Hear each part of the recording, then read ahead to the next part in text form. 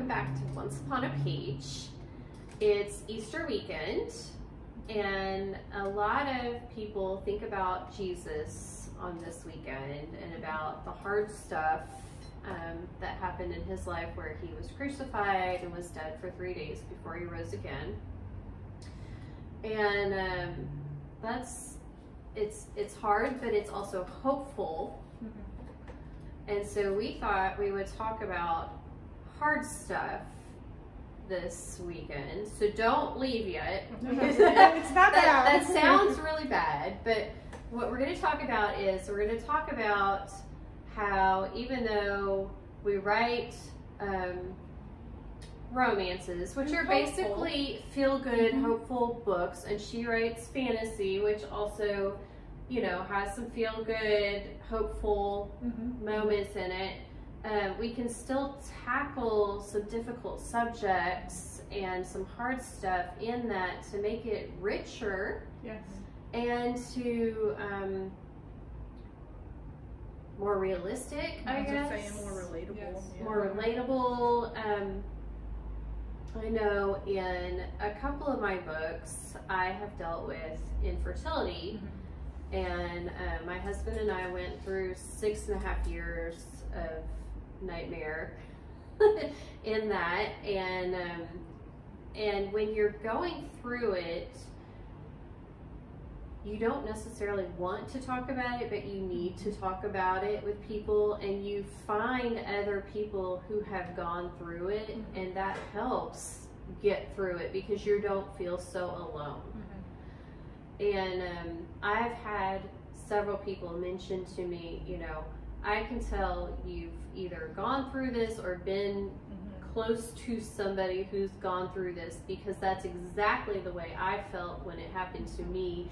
And it just gives you this connection, you know, oh, I'm not alone. I'm not the only one who feels this way. I'm not the only one who's had this struggle to go through. And so even though our books are, for the most part, not that heavy, we can still have the little bits of heaviness sprinkled through it.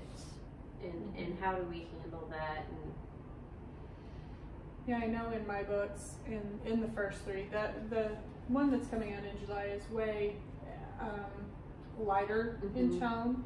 I mean, there's the spiritual element and all that, but there's not a lot of really heavy life stuff happening in it. yes. But the first three are very much life. And I cover one of the things that start off the series is my main character has been cheated on by her fiance. And betrayal, whether it's by a spouse, whether it's by a fiance or a friend or a family member, that kind of betrayal cuts deep, and it hurts, and it can cause us to do all sorts of things that we wouldn't normally do if we let it control us. I deal with death. I deal with moving on. I deal in the last book, and partially in the second book, though it's just introduced, with the idea of dementia and Alzheimer's. And that was very close to my heart because I was dealing with those things with my grandmother at the time. And I mean, I had started the book that direction before she got to that place. But it was just so real as I was writing it that there is a lot of concern and question and hard decisions to make in those times. Yes. And to be able to say, but there's hope, but there's help.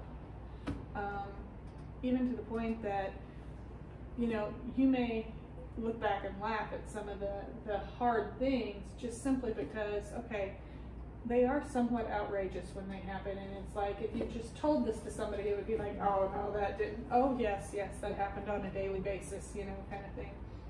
And so those books really did dive into that, but hopefully left people not discouraged by it, but encouraged by the message that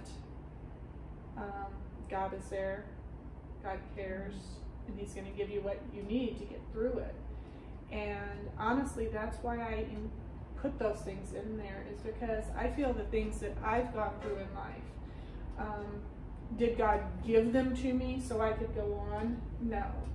But if I let Him do the work He wants to in me when I'm going through them, then I can encourage other people with those stories in what I write. Yes.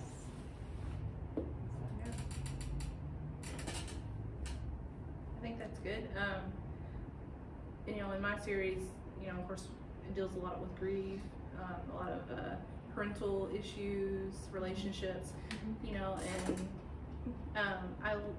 I like to show real life in my, you know, in stories, because, you know, no one wants to pick up a book and not be able to relate to it at all. You know, you want to, you know, have something, and I think that's what makes the characters more real, more believable. You know, you feel like you could see them walk up and down the street, because you know, they feel like they're living your life, or you know, what's going on. And I know I mentioned in another video that I think authors, like you were saying, you know, we use our real life experiences to kind of deal with what we're dealing with.